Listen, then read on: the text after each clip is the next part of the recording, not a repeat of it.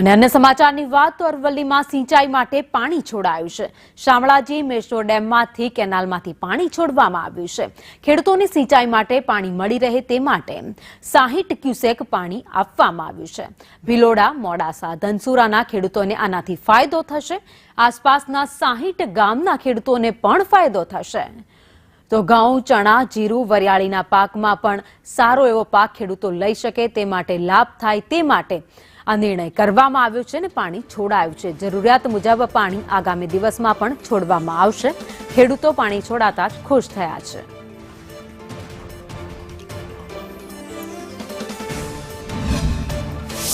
વિભાગે ખેડૂતોને સિંચાઈ માટે ચોથા તબક્કાનું પાણી છોડ્યું છે।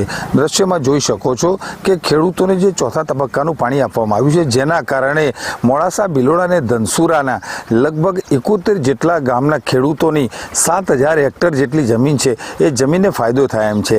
હાલ ખેડૂતોએ ઘઉં, ચણા, વરિયાળી અને જીરુનો જે પાક વાવેતર કરેલું છે એ વાવેતરની અંદર ખરા સમયે જ્યાં પાણીની જરૂર હતી ત્યાં સિંચાઈ વિભાગે ખેડૂતોની જરૂરિયાત મુજબ જે 60 ક્યુસેક જેટલું પાણી છોડ્યું છે।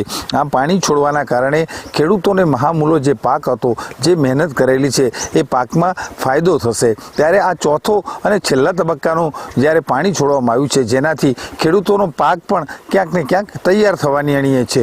જયદીપ ભાટિયા સાથે શૈલેષ પંડ્યા, સંદેશ ન્યૂઝ, અરવલ્લી।